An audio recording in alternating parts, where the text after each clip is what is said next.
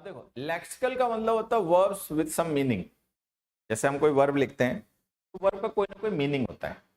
Verbs have got some meaning, verbs के कोई ना कोई मीनिंग होते हैं। But there are certain verbs in English which are used for the sake of grammar. Syntax की वजह से उनका यूज किया जाता है सेंटेंस में, otherwise they do not fulfil any meaning. वो कोई मीनिंग वहां पे फुलफिल नहीं करते। तो ऐसे वर्ब्स को हम कहते हैं डीलेक्सिकल। लेक्सिकल का मतलब विद मीनिंग, डीलेक्सिकल का मतलब विदाउट मीनिंग। ठीक है, तो यहाँ पे आपको समझना होगा कि जैसे हम जब वर्ब्स पढ़ते हैं, आप लोग जब वर्ब्स पढ़ते होगे, ठीक है, तो वहां पर हम ऐसा पढ़ते हैं कि एक तो हो गई ऑक्सिलरीज और एक हो गई lexical verbs. Verbs with meanings,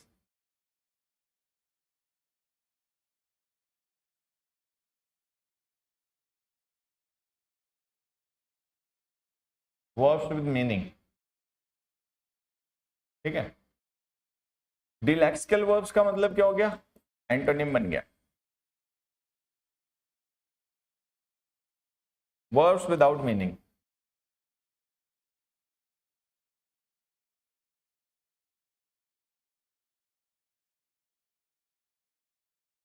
ठीक है, तो सबसे पहले हमें ये समझना है कि जैसे लेक्सिकल वर्ब्स हैं और डिलेक्सिकल वर्ब्स हैं। तो डिलेक्सिकल तो डी प्रेफिक्स ऐड करके बनाया गया वर्ड है। ओरिजिनल वर्ड लेक्सिकल है, डिलेक्सिकल उसको बनाया गया वर्ड है। ठीक है, तो अब हमें समझना है कि लेक्सिकल और डिलेक्सिकल में क्या डिफरेंस है। तो लेक्सिकल वर्ब्स हो गए वो verbs which have some meaning, verbs with meaning. ठीक है, वर्ब्स विद मीनिंग। ठीक है, डिलेक्सिकल वर्ब्स हो गए वर्ब्स विदाउट मीनिंग। ऐसे वर्ब्स जिनका कोई मीनिंग नहीं है, इनको इंग्लिश में एक और टर्म से भी रेफर किया जाता है, इनको कहा जाता है empty verbs.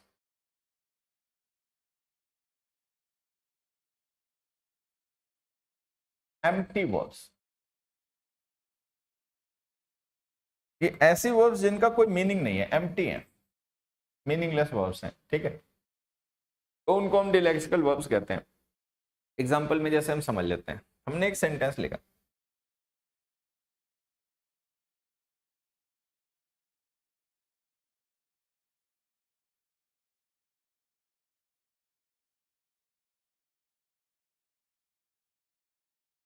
The man had lunch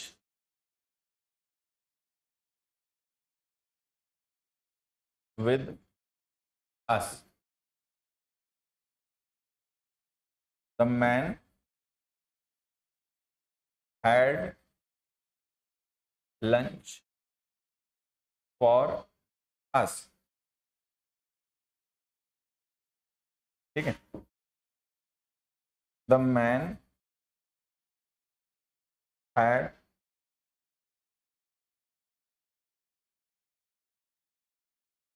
the man had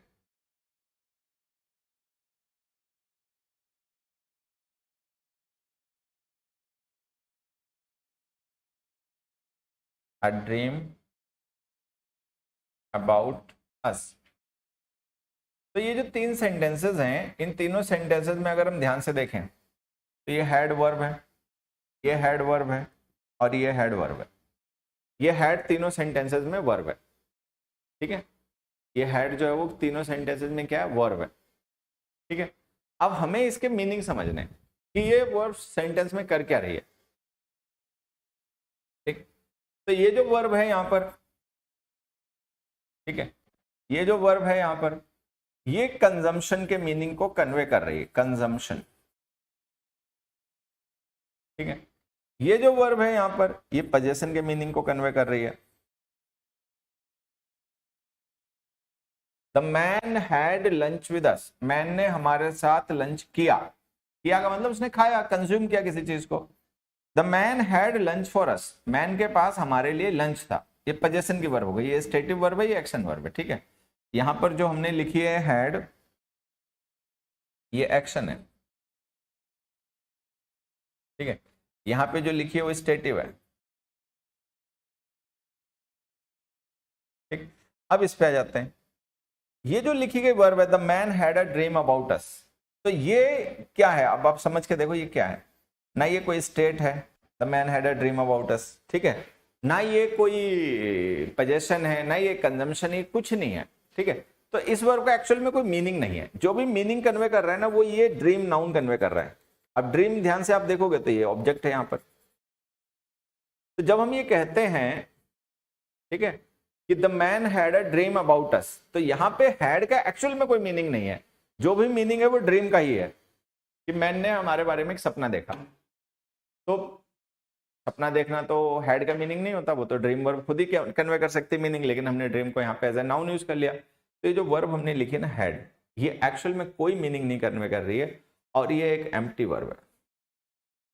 ये एक एम्प्टी वर्ब है। एम्प्टी का मतलब delexical, it is conveying no meaning. ये यहां पर कोई मीनिंग कन्वे नहीं कर रही है जिससे हम कोई सिचुएशन को समझें। तो ये होते हैं डिलेक्सिकल वर्ब। तो वर्ब एक ही है और हमने 3 सेंटेंस में उसको लिखा, ठीक है। अब आप देखोगे कि जो यहां पर हमने इस वर्ब को लिखा है और यहां पर लिखा है, ठीक है, और यहां पे लिखा है, तो ये 3 सिचुएशंस अलग अलग है, ठीक है। ये कंजम्पशन के लिए एक्शन वर्ब है, ये पोजेशन के लिए स्टेटिव वर्ब है, और ये ना पोजेशन है, ना ये कंजम्पशन है, ना ये एक्शन है, ना ये स्टेट है, ये कुछ है ही नहीं। तो ऐसी वर्ब्स जो है तो वर्ब, बट वो मीनिंग कोई कन्वे नहीं कर रहे, कॉन्टेक्चुअल मीनिंग उसका नहीं है, तो वो होते हैं डिलेक्सिकल वर्ब्स। ऐसे वर्ब्स को हम कहते हैं डिलेक्सिकल वर्ब्स, ठीक है। कॉमनली इस तरीके की यूज की जाने वाली इंग्लिश में जो वर्ब्स हैं जिनको हम डिलेक्सिकल वर्ब्स के तरीके से यूज करते हैं, तो जैसे हैव है, गेट है, मेक है, डू है, टेक है, एटसेट्रा। तो ये कुछ वर्ब्स हैं जिनको हम डिलेक्सिकल वर्ब्स कंसीडर करते हैं। तो मतलब डिलेक्सिकल वर्ब्स का कॉन्सेप्ट तो यही है जो हमने अभी डिस्कस किया। अब मैं डिलेक्सिकल वर्ब्स के ना एक दो यूज आपको और बताता हूँ। देखो, जैसे हमने लिखा, जैसे हमने एक सेंटेंस लिखा, दे डिड नो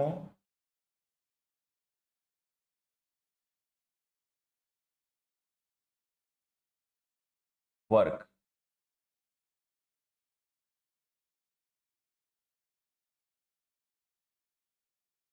ठीक है, दे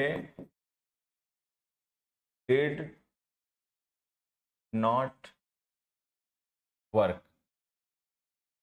तीसरा,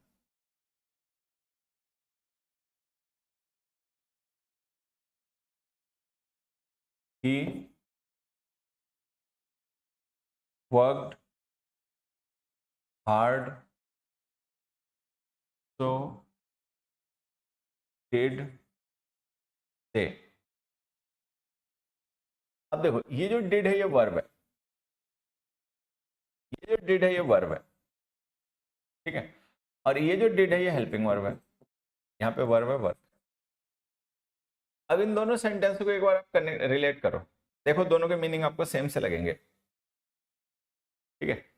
जैसे हमने लिखा they did no work, they did not work, ठीक है, और हमने लिखा he worked hard so did they. तो जब आप देखोगे ये डिड यहाँ पे वर्ब है और यहाँ पे वर्क वर्ब है, लेकिन दोनों का मीनिंग सेम सा है। They did no work, they did not work, एक ही बात है। जो मीनिंग है वो वर्क कन्वे कर रहा है, डिड नहीं कन्वे कर रहा है, ठीक है। तो ये जो डिड है ना, ये जो हमने यहाँ पे वर्ब यूज किया, ठीक है, और ये जो वर्ब यूज किया ये लेक्सिकल वर्ब है,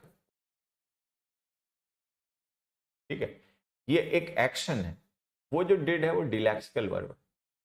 तो जो डू वर्ब होती है मेनली जब हम इसको इंग्लिश में यूज करते हैं तो ये डिलेक्सिकल वर्ब ही होती है। ये डिलेक्सिकल वर्ब है, ये लेक्सिकल वर्ब है, ठीक है। और ये तो है ही हेल्पिंग, और ये तो वर्ब है ही नहीं, खैर इसको तो हटाई दो, ऑक्सिलरी है, ठीक है। तो ये हमें ध्यान देना है कि ये डिलेक्सिकल वर्ब्स होती हैं। फिर हमने लिखा he worked hard so did दे, ठीक है। ये भी अगर हम इसको वर्ब कंसीडर करें, क्योंकि ये वर्ब को ये रिप्रेजेंट कर रही है, वैसे तो हेल्पिंग वर्ब है, ठीक है। अगर हम इसे वर्ब कंसीडर करें तो ये डिलेक्सिकल वर्ब है,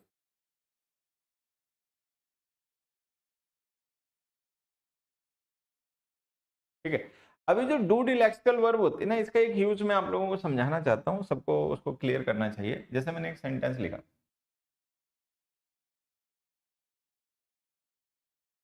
the only thing that he did there was disturb everything। एकमात्र काम जो उसने वहां पे किया वो था सबको डिस्टर्ब कर देना। ठीक है। दूसरा,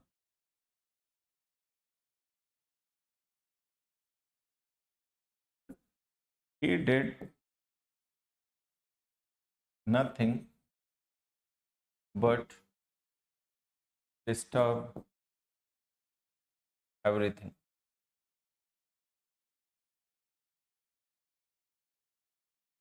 ठीक है। अब आप ध्यान से देखो, ये डिड वर्ब है और ये डिड जो हमने लिखी है भी वर्ब है, ये वर्ब है। ठीक है। और तो और छोड़ो, ये यहाँ पर जो आपने वॉज लिखा है ये भी वर्ब है। ठीक है, ये भी वर्ब है।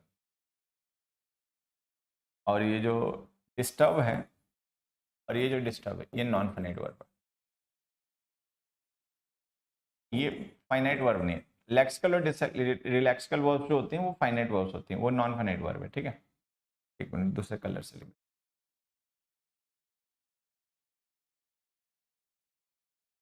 तो ये इससे लिख देते। तो ये जो हमने डिस्टर्ब लिखा है नॉन फाइनाइट वर्ब है।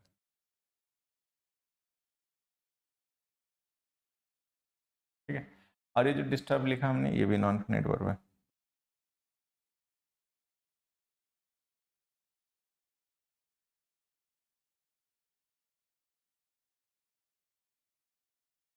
ठीक। तो अब आपको ध्यान में रखना है कि जो हमने डिस्टर्ब लिखा है ये नॉन फाइनाइट वर्ब है, तो इसको हमें लेक्सिकल और रिलैक्सिकल में कैटेगराइज नहीं करना। अब जब इतनी बातें समझ में आ जाए तो ध्यान से देखो, ये जो डिड हमने लिखी ना ये डिलेक्सिकल वर्ब है।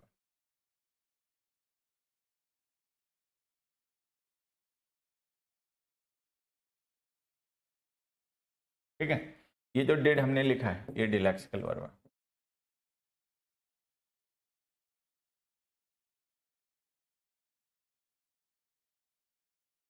ठीक है। तो ऐसी वर्ब्स जिनका यूज हम सेंटेंस में करते हैं लेकिन एक्चुअली वो मीनिंग कन्वे नहीं करती, मीनिंग करता उनके बाद में लिखी गई नॉन फाइनाइट वर्ब है, उनके बाद में लिखा गया नाउन, तो ऐसी वर्ब्स को हम डिलेक्सिकल वर्ब्स कहते हैं। तो ये जो डिड है ये डिलेक्सिकल वर्ब है यहाँ पे भी।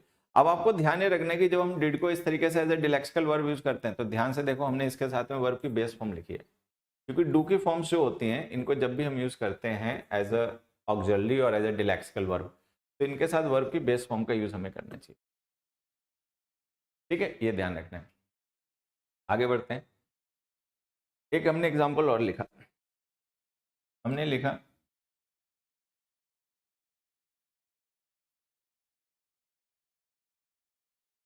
कि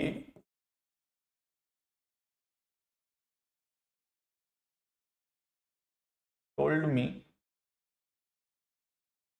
the secret। ठीक है। he told a lie to us। ठीक। तीसरा हमने लिखा they made a table, they made a study table।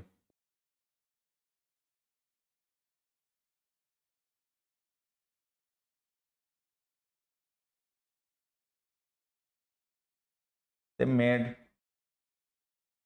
no response।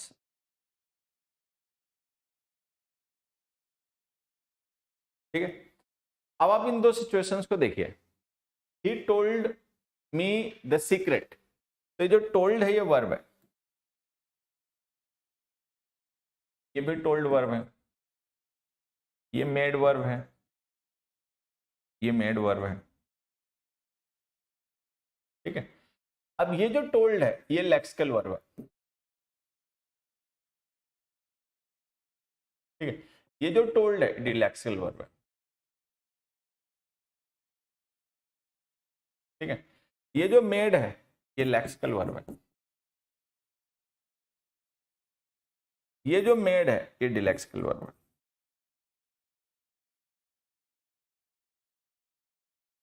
तो हमें ध्यान ये रखना है कि कई बार हमें लगता है कि कोई वर्ब लेक्सिकल है डिलेक्सिकल है, लेकिन उसमें डिफरेंस होता है जो हमें समझना पड़ता है। डिलेक्सिकल वर्ब्स में क्या होता है कि जो वर्ब होती है ना वो एक तरीके से एम्प्टी होती है, मीनिंग वाइज वो एम्प्टी होती है, मीनिंग वाइज उसमें कोई मीनिंग नहीं होता। उसके बाद में लिखा गया नाउन एक्चुअल में मीनिंग कन्वे कर रहा होता है। तो जैसे अगर हम समझने की कोशिश करें, he told me the secret जो लिखा है, ये तो वही लिखा हुआ जो लिखा हुआ है, ठीक है। लेकिन ये जो हमने लिखा है ना, he told a lie to me, इसको हम ऐसे कह सकते हैं कि इसको हम ऐसे कह सकते हैं कि लाइट टू मी, ठीक है। दे मेड नो रिस्पॉन्स, ठीक है। तो इसको हम ऐसे कह सकते हैं, दे डिड नॉट रिस्पॉन्ड,